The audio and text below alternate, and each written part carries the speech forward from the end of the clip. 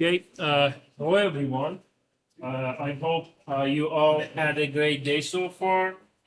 Uh, Today we are gonna go over the RL and RLC circuit since I think it was the most challenging part of the tab assignment. So we wanted to review some theoretical uh, uh, concept and some practical hints for the lab assignment. Now, since we have a very kind of good environment today in the class and the air conditioner doesn't work, and I don't want you to overdose for all the joyful, condition that we have, I'm gonna move fast. But if you have any question, feel free to jump in and let me know. Okay, let's start with the RL circuit that we had in our lab assignment. We had a parallel connection of the RL circuit. When we inject the current, let me show it by lowercase, that's a better way. Inject the current into our system, and based on the lab assignment, that current is a step function from 0 to 1, and if I'm not making a mistake, is a step function. I don't remember what was the amplitude, but it will inject to the parallel system of our RL circuit. Now, analyzing that theoretically is basically using the, as we mentioned several times, using the KVL KCL analysis. Here, since we had one node and two loop, the best choice is going to be the KCL. So we are going to run a KCL on that node, and let's consider the voltage of this node as V. So the KCL here is gonna tell us that the current that we are injecting into that node is gonna be equal to the current of the resistor plus the current of the inductor. Now, the current of the resistor is simply the voltage over the resistance, which is that V over R. And the current of this inductor is what? 1 over L, the integral of the voltage across that inductor, which is the same V. Now, we already talked about that. We don't like integral in our equation, so we are going to get rid of that by taking a derivative from that equation. It is a step function. The derivative of a step function is the initial condition times delta drop. Our initial condition is 0, so our differential of the step function, this step function becomes 0. Are we good? Now, the differential of V over R is going to be 1 over R dV over dt, and that one simply becomes 1 over L V. Now, I assume you remember from the calculus that the only function that you can see the derivative is a certain coefficient, let's say alpha, times the function itself. And in our case, the alpha is going to be minus R over F. Do you see what happened? I just moved this term on the other side and moved the R again from the differential side to the actual side to the normal side.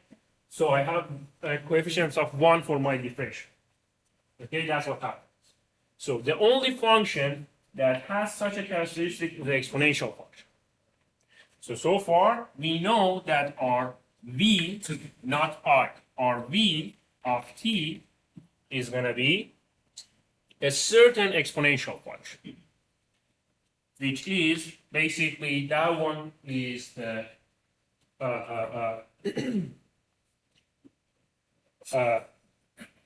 or 1 over our time constant, you know, by the differential of the exponential. Are we clear on that? What is the? Okay. Yeah. So what is going to happen is that our v of t is going to be e to the power of minus that 1 over tau, which is r over L, times t. Are we good?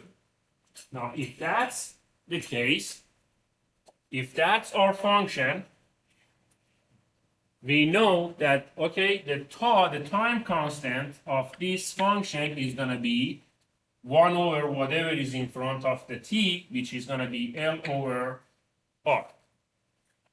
So, for calculation, you run a KCL, you take a derivative, so to get rid of the integral, you find the function that describes that v, which is the variable inside your differential equation, okay? And based on the values in the circuit, you would gonna find the coefficients of t that is in the power of the exponential, which is 1 over the time constant. Are we good so far? Now, we said this is v of t. We don't want v of t. What the question asks us, the task asks you, is the current of the inductor. Yes? Now, but we know from the characteristics, the VI characteristics of the inductor, that the current of the inductor is simply 1 over L, the integral of the voltage across. Now, if that's the voltage across it, that means the current of the inductor is going to be 1 over L, the integral of whatever we have here, minus R over L t dt. We know how to take an integral, so if we do that, what's going to happen is that when you wanted to do the integral, don't do the 0 to infinity. We wanted to have the time in it, so it's going to be t to infinity. Okay? The boundaries of the integral is from the time t, which is going to be whatever you want, all the way to infinity. Are we good? Now that we know how to take an integral, do the integral, and you're going to see that what's happening is 1 over r e to the power of minus r over L times t. If you do the integral, let me do that. This integral becomes 1 over L times minus L over R. This is times minus L over R e to the power of minus R LT from t to infinity. Infinity is these two L cancel each other out. The infinity becomes 0, so it becomes 0 minus 1 over R e to the power of minus R over LT, which is minus, and minus is going to be plus e to the power of 1 over R e to the power of minus RLT. Are we good now? Okay, so this is how we can calculate the RL. Now, one thing to note, when you want to calculate the RL, you always have to consider the final value and initial value. Now, anyone can tell me what I missed, especially when I took the integral. What did I miss during my integral? What is missing from the result of my integral?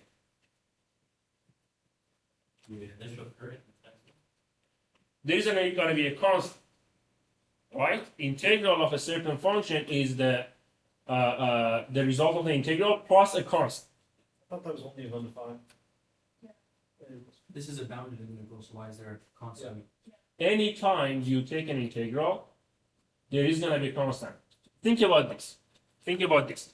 Let's say you have an f of t plus a constant, okay, which is the result of an integral. I'm going to move reverse. Now, if you wanted to find whatever is inside the integral, which is going to be the differential of this f, okay, you have to take a differential out of this one. the differential of this constant is going to be 0, so this is going to be f prime. So the general form, when you take a derivative, when you take an integral from any function, there are going to be a constant plus that, because if you go reverse, that constant, the differential of that constant becomes 0. Is this basically an IVP for differential equation? Yeah. Okay. Okay, now, what is that constant? How we can find that constant is the value of time infinity. In time infinity, you can find your value. What is the value in time infinity when you have your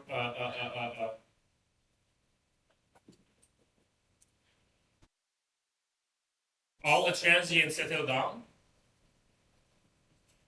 Zero.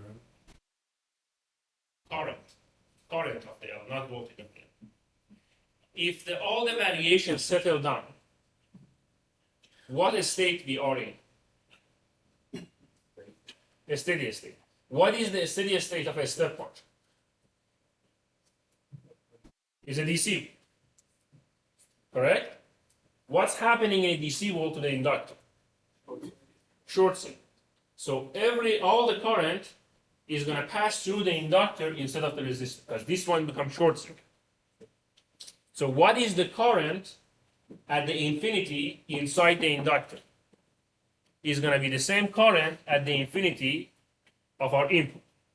So that constant is going to be our final value of our input. Are we good? Any question about that? I was just gonna ask about in the lab. I know that says it was at 1 microamp or a milliamp. But you're wanting us to use a 1 volt step function. Yes, that's I wanted to mention that. Okay, so in the lab, you have a question? No. In the lab, this is so far for the theoretical calculation. In the lab, you're not gonna have any current, or at least the current source that you can actually control and stabilize that amount of current that we define in a lab assignment. So what we did, and actually I highlighted that in the lab assignment, is to replace the circuit. This circuit, are we good? Can I already? Yes. If, I don't mean to interrupt, but No, we erase something else. Whenever we're finding IFT as it goes to infinity, it has I of R plus I of L in it, right? So.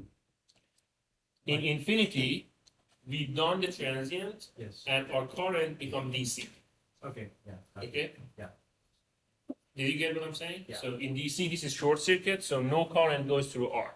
So it's just equal to IFT. Yeah. All the current goes through L. So none of it's going to the resistor though? No, if you are in a steady state, which means you have a DC current here, okay, then the inductor is not inductor anymore, it's short circuit. This is 0 ohm, this is whatever ohm. Okay? So current division. All the current goes to the 0. Okay, so Yeah. Are we good? Now, in the lab, what I ask you to do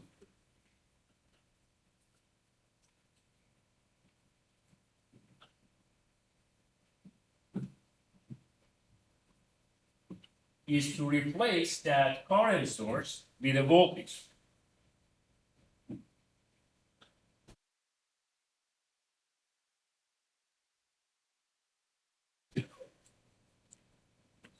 So the circuit that you are going to build in the lab is going to be a voltage source. This is still a step function. And I believe it was 1 volt peak to peak from 0 to 1. Okay? And you are going to connect that with your circuit. That was the same R and same L. And you want to measure the current of the inductor. Okay? Are we good so far? Now, what's going to happen is that you cannot measure the current using osmosis. Okay, because we wanted to like see the transient, we have to use the oscilloscope. Oscilloscope only measures volt. Okay, so we did a trick, and the trick was to have a little bit of resistance in series, let's say R of health. Okay, in series, these are inductors. Would that change like the REQ, the parallel resistance? Does that make it not match the theoretical calculation? Yes, it would change. It's kind of like the problem with the resource that we don't have any current source, so we have to kind of like trade off. Okay, based on the resistor that you choose here, okay, definitely it would change your top. We already talked about the Thevenin kind of like theory. Okay, if you have a Thevenin theory, you know that you can simply calculate the Thevenin resistance or Norton resistance, whatever you work for you, okay, and add up the effect of these two R with each other. Then you would have a new circuit with a new R, same L, new top. So can we do the theoretical calculation? You don't need to. So Okay, I don't want you to recalculate everything. Okay, what I want you to simply measure the current in the inductor. Okay, this is more of a practice of how to work with the oscilloscope for the transient, because eventually the concept is the same as RC.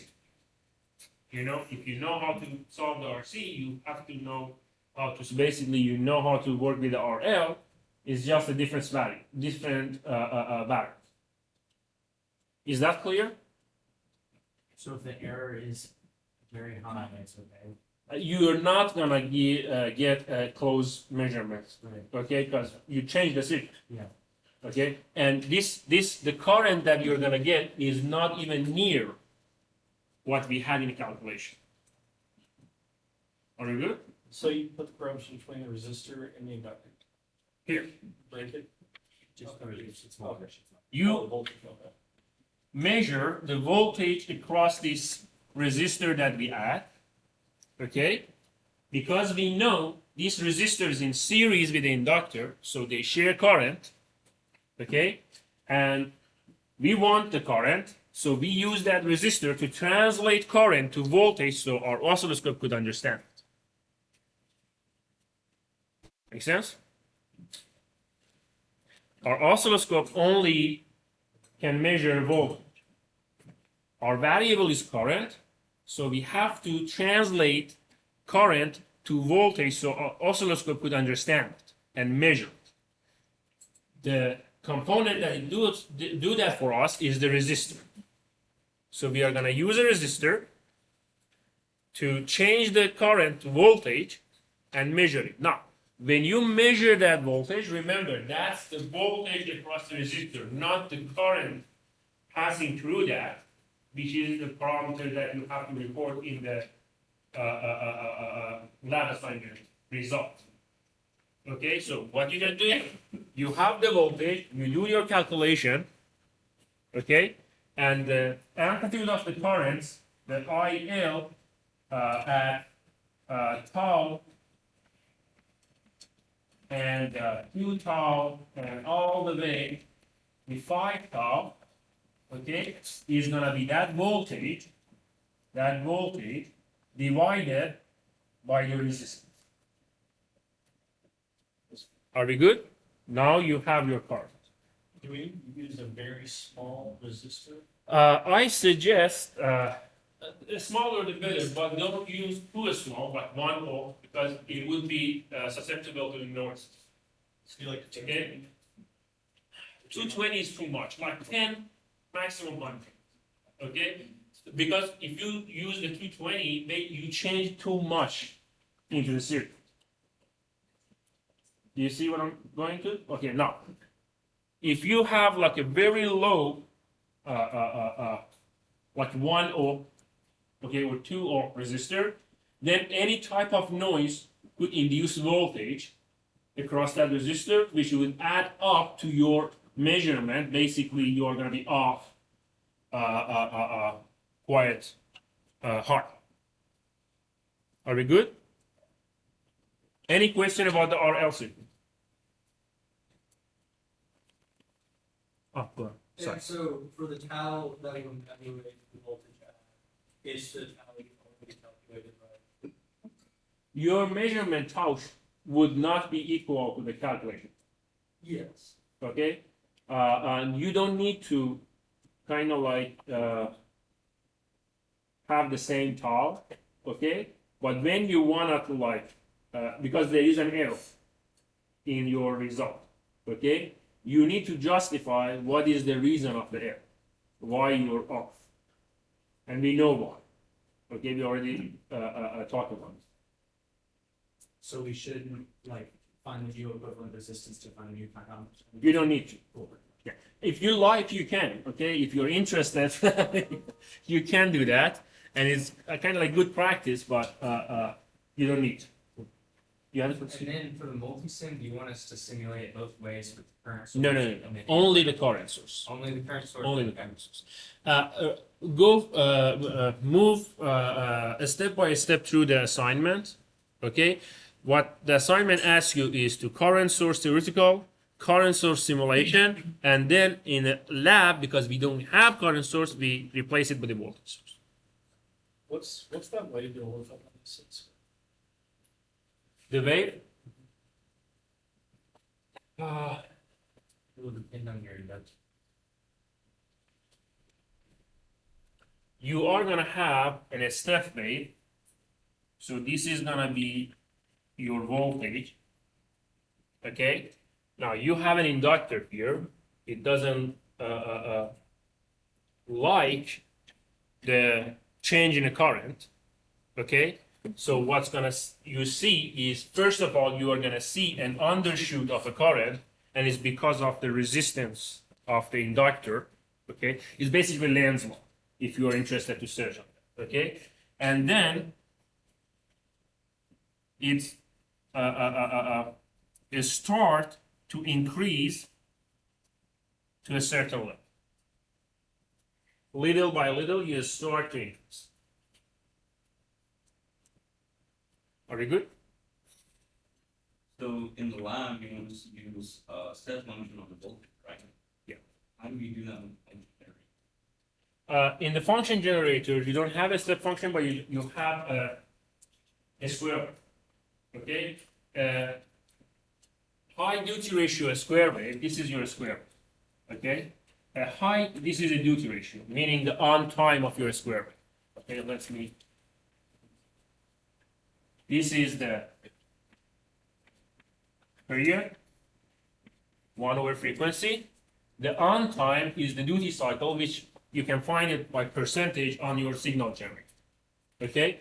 So, if you increase the duty cycle high enough that passes 5 time constant, because all this circuit needs is 5 time constant to get to the steady state. You remember we discussed that, okay? If that duty cycle is bigger than that 5 time constant, that means eventually your circuit is gonna get to the steady state or the DC kind of situation. So what the circuit understands is not a square wave, it sees a bunch of step waves. Do you get what I'm saying? So just use the square wave, but with a high duty cycle. And if you wanted to like do that in a lab, if you see a constant value, that means you're good. If you see such a waveform, when it's increased and suddenly decrease, you don't have any constant, then you're not good. You have to increase your duty cycle. Are we good? Any question about RL? No? Okay. Go ahead. I did have a question. In the lab, the TA said that we're supposed to use the function generator, so I was when channel one, then channel two is where you. This is because of the to have the zero time. It would help you to have zero time. You don't need that per se because you already see this undershoot, which happens exactly at the time that the pulse is rising. Okay, so in the inductor part, you can actually see the time zero in your output.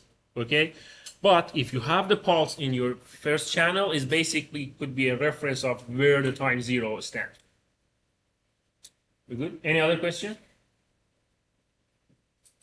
No? Okay. Let's move on to the RLC, which I believe is a bit of challenging since we have different L and then we have different psi and we have different characteristics of our circuit.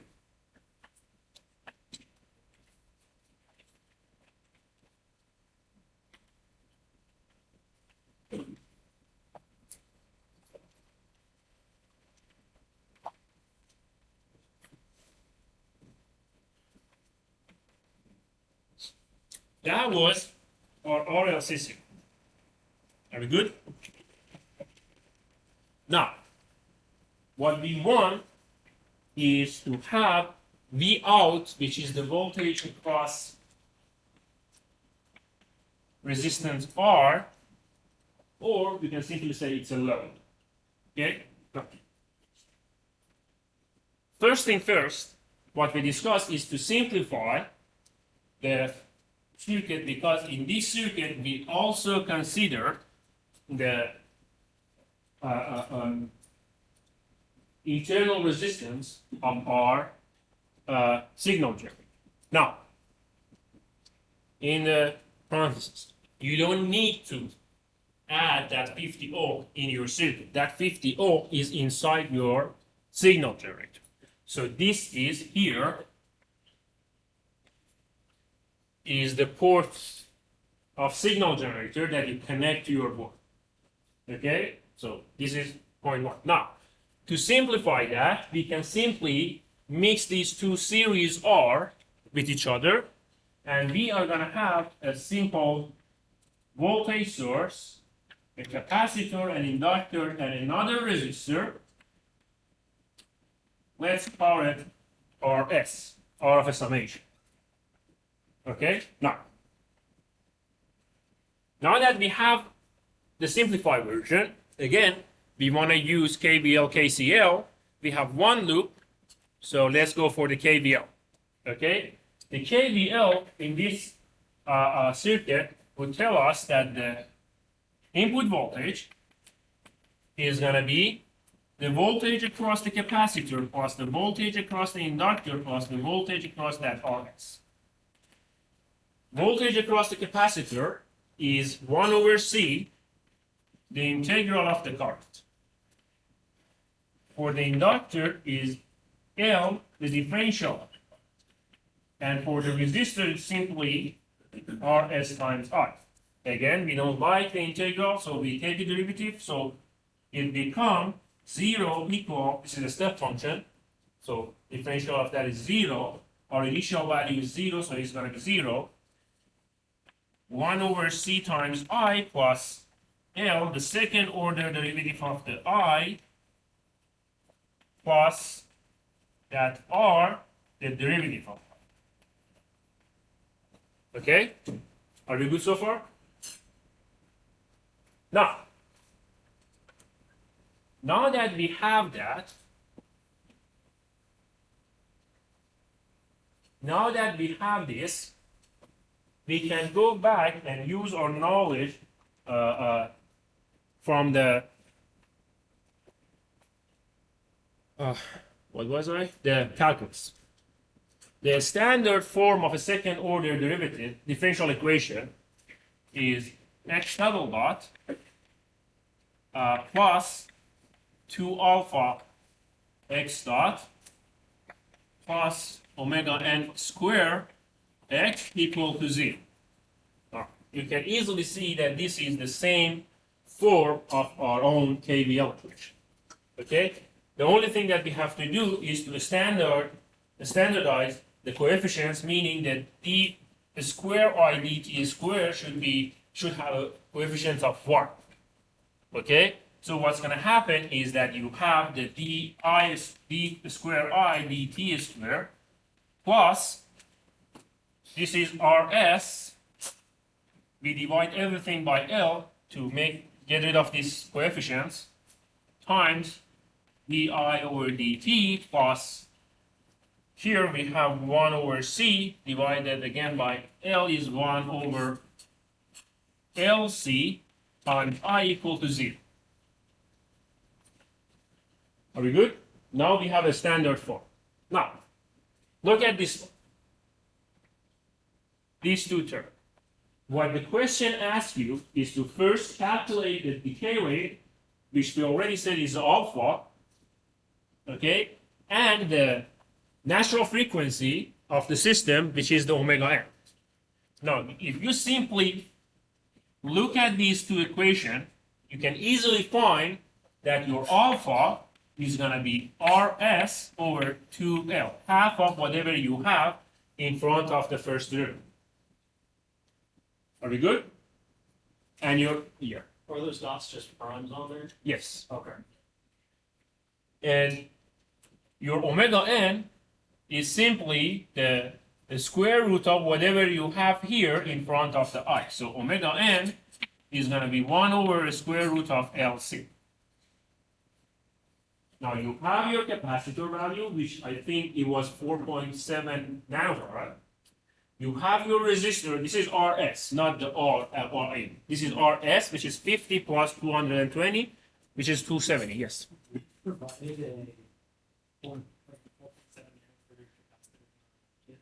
You should have that, yeah.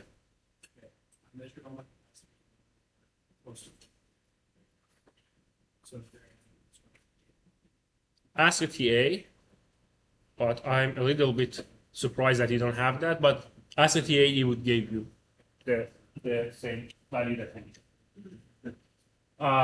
Any other question? So that RS, that's 50 ohms plus 20 ohms we have, but the 50 ohms we don't put in our circuit, that's from No. our ohms. That 50 ohm is inside your signal generator. Okay. Okay? The reason that I put that, because we are going to talk about the oscillation frequency and decay, okay? And that 50 ohm would change the characteristics of the system. Okay? So if you don't consider that 50 ohm, your calculation and your measurement is going to be off. That's why I put that, so you know what's happening.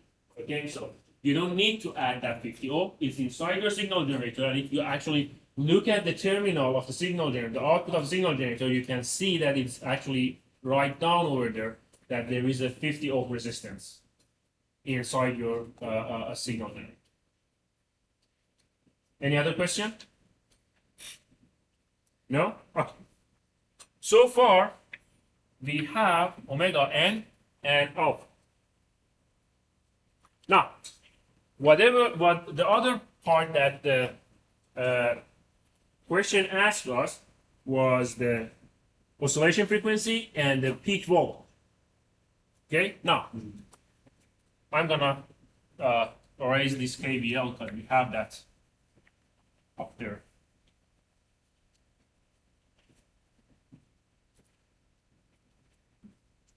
Again, from the calculus, you know if you have a standard second order differential equation, the zeros of that equation to solve it is equal to 0. The zeros of x that would satisfy that condition are going to be S1 and S2. You can solve it, you're going to see such zeros, but you already know this is kind of like the previous, kind of like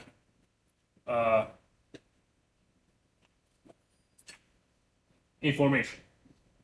Okay? It is going to be minus alpha, half of whatever you have in front of your first derivative, plus minus the square root of alpha square minus omega n squared. Okay? I mentioned in the class, and also you can find it, there is a different notation of showing this alpha, and it's based on the decay characteristics. Okay, the decay ratio. No, not decay ratio is the alpha. I don't remember the name, but psi, okay, is another parameter that shows the characteristic of a decay in your circuit. So alpha is sometimes showed by psi, this is a Greek letter psi, okay, times omega n. If you use that one, your S's become minus psi omega n plus minus, this is psi omega n square, so it's going to be psi, you can basically factorize omega n from these two, and is a square, it would come out of the square root, so it's going to be omega n. Here you have psi square, minus, you factorize this one, so it's 1. Are we good so far? So that's cosine. Psi.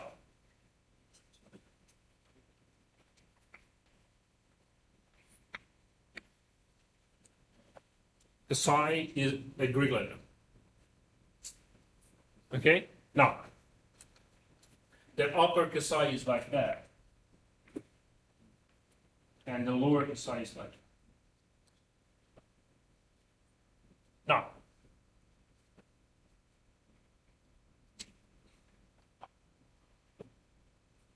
when you look at these zeros, which I believe you know that these zeros are the one that describe or determine the dynamic of our system, of our variable, okay?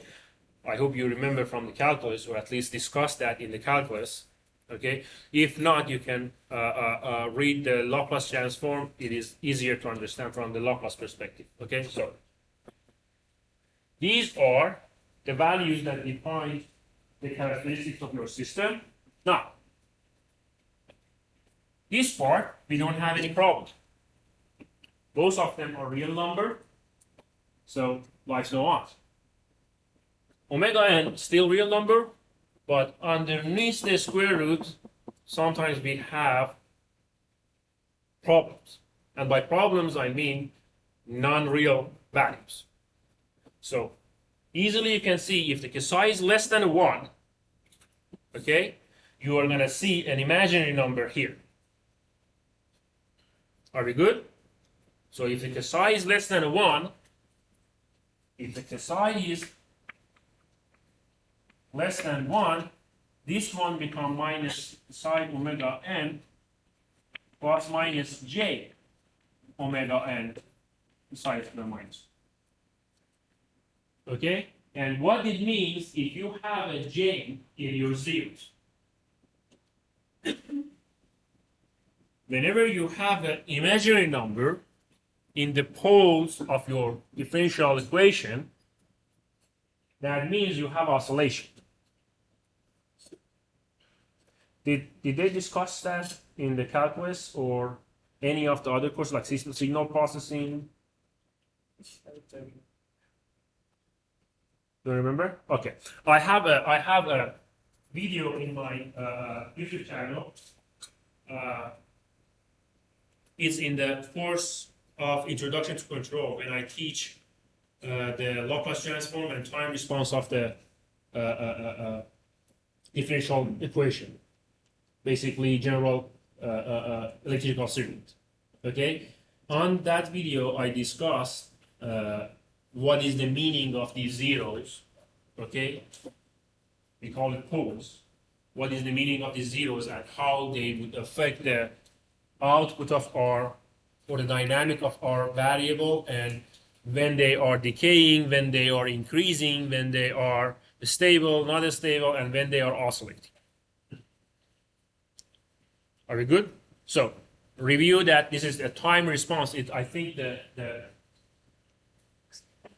video title is time response. Okay, now let's assume we know. Okay, so there's going to be a lot of talk and discussion. When you have an imaginary number in your system, that means you have oscillations. And whatever value you have in the imaginary part is the frequency of your oscillation. Okay? So that omega, that oscillation frequency, when you calculated these S1 and S2 based on these values, you know what is the alpha, you know omega n, and even if you want to like calculate the psi, it's for alpha is psi omega n, so it simply is alpha divided by omega n. Very good? So you know what's going to happen. So you calculate your zeros, and you see what's going to happen here. If you ended up, because you have different L, if you ended up with an imaginary number in your zeros, that means you have oscillation, and whatever you have in the imaginary part is going to be your oscillation frequency. Now, if the psi is, for example, 1 or bigger than 1, okay, then you don't have an imaginary number. We say imaginary number in the pole are responsible for oscillation. If you don't have imaginary number, that means you don't have oscillation. Very good. So oscillation frequency is 0. Very good. Now, it took me a long time than I expected. So, I had 2 examples. I'm going to move fast. Any question? Will we have extra time other than Wednesday to work on this? Sorry? Will we have extra time in the lab other than Wednesday to work on this, or is Wednesday not our last day? It's be Friday on this week. You had the previous Saturday. Yeah. So that actually, this Saturday is the extension of the lab. I just know our issue was that we got to 2, couldn't figure 2 out, so most of us didn't get to 3. And so we're gonna have to now go back and redo all 2 and still get to 3.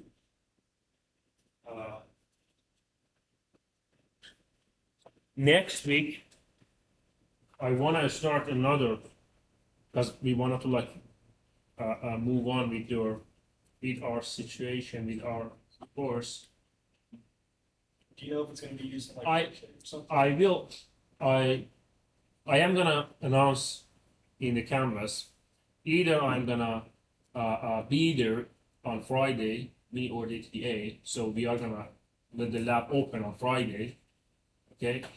So,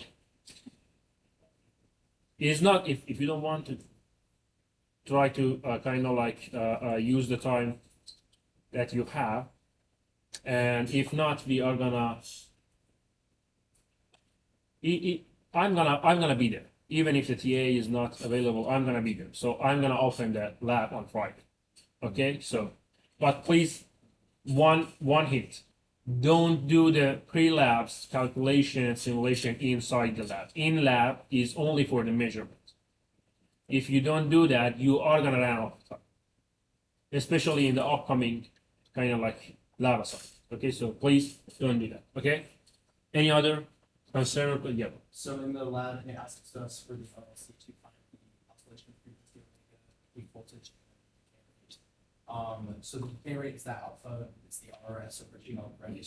This is the K rate. And the oscillation frequency omega, that is not omega n, right? That's what's inside of the quadrant. Yeah. This is whatever imaginary number you have here. If you don't have an imaginary number, that is 0.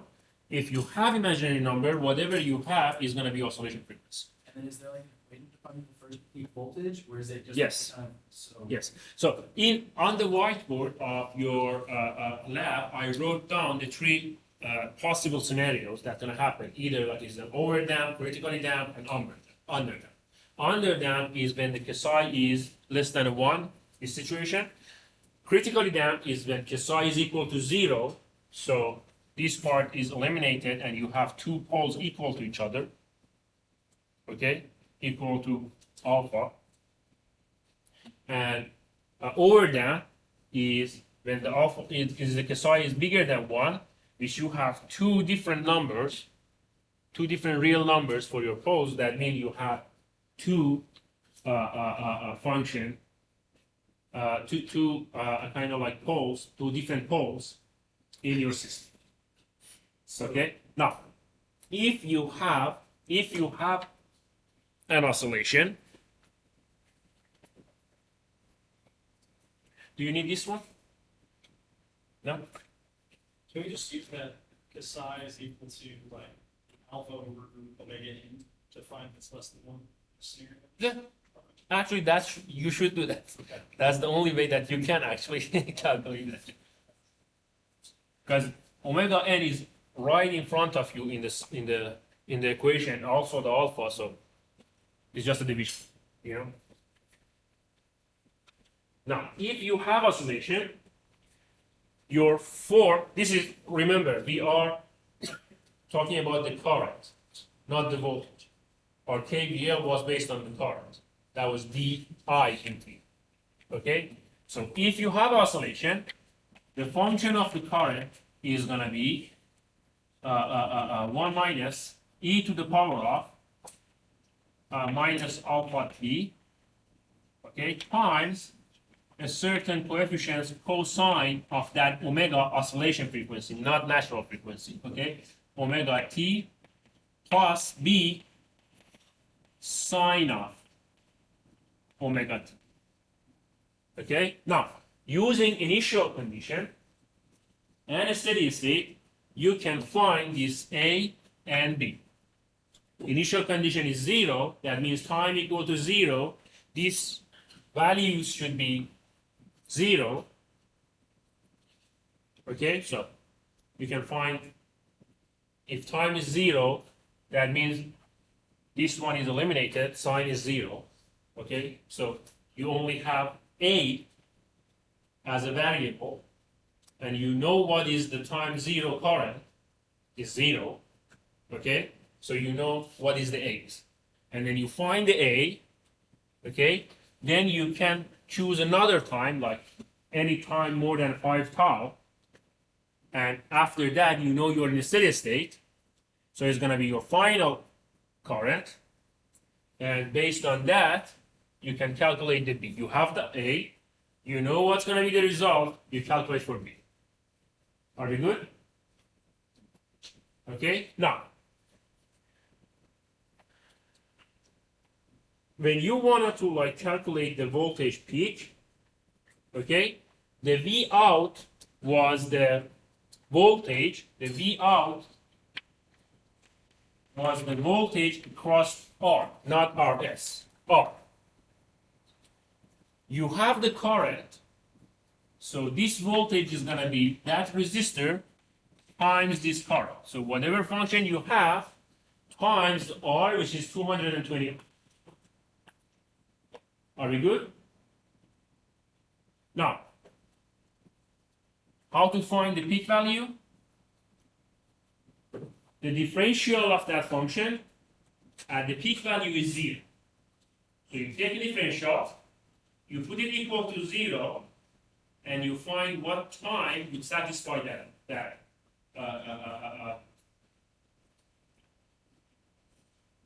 condition. Now, I'm going to give you a kind of like a cheat sheet basically. If you do the differential and put it equal to 0, the phase-on, because you have oscillation, the phase-on that satisfies your condition that dV over dt equal to 0 is going to be tangent inverse of omega over alpha. Omega is oscillation frequency, alpha is indicator. Now, if phi, which is the phase, is this value, what is the time? Phase divided by the frequency. So, the time of the peak value is going to be that phi over oscillation frequency. Now you have the time of the peak.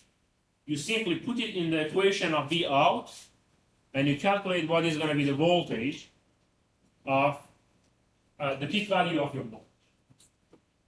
Any question? It's just when it's actually in practice on like the oscilloscope, and we just look at like the top value of kind of the curve. That's That you peak. should do. Okay. Yeah, it's very easy. When you have the waveform, you simply measure, like look at the signal and, okay, this is the peak value, this is the highest voltage, okay? In the oscillatory situation, you basically have to find the peak voltage. But if you have an over there, okay, then you don't have any oscillation, or critical there, okay? It is simpler explanation, okay? So the peak value is going to be the final value. Are you good? So that's actually easier than the oscillation. So you don't have any oscillation, and the peak value is going to be the final value.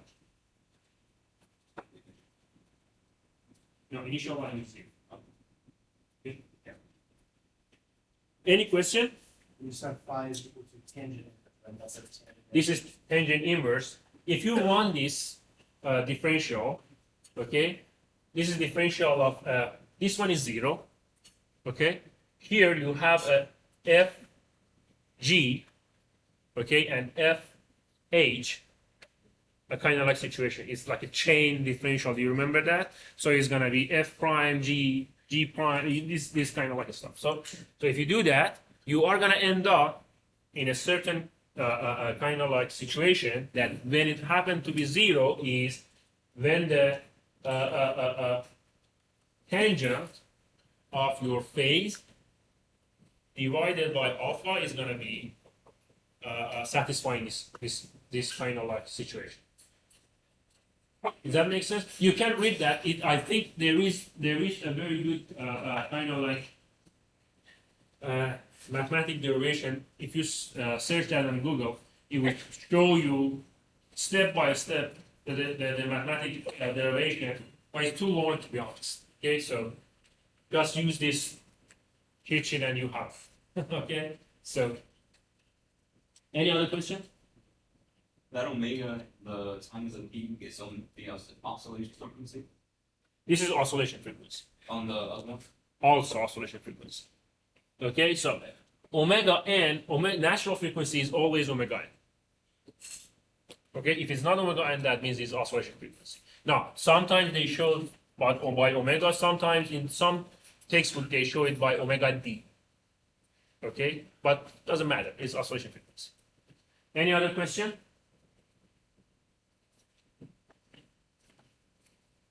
No? Measurement is very easier than calculation. You just apply the voltage and look at and measure the voltage across the R in the oscilloscope. Then you have your peak value. You have your exponential if you have overdamp and underdamp. And oscillation frequency is also very easy to calculate. I'm gonna really fast. I know I'm already over time, but let me go over that. So we have 3 situations. 2 of them are exponential. You know already how to calculate the tau and peak value and everything. Okay, and by the way, that tau is 1 over alpha. Okay, so but if you have an oscillation, this is the number 1.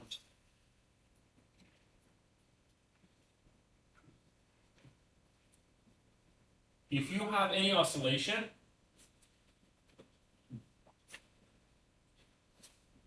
okay, the oscillation frequency is when the oscillation complete 1 cycle. So what you can do is to consider peak to peak, okay, measure the time between these two is going to be 1 period, okay, and the F, not omega, F is going to be 1 over T, and omega is going to be 2 pi F. Are we good? Now, the peak value is very obvious. Okay? The decay rate is when the first time that you reach 36% of your peak value. Do you remember the definition of tall? It was when we had a change of 63%. So this is our reference. 63% change means you are the first time you get to the 36% of your initial value. Are we good? So let's say it's here. It's actually here. Okay, the first time. Let's say this is the first time that we reach 36% of our peak value. The time that it took us is tau. The decay rate is 1 over tau. Are we good? So that's how you can find those values, measure those values when you have oscillation. If you don't have oscillation, you already know how to do it. Are we good? Any question? So the minimum boundary is the also and the one with the Naturally. okay. You might heard of the resonance frequency, the same. Any other question? No? Okay, thank you very much. I wanted to finish earlier, but it's actually got more time than I expected. So have a good rest of the day.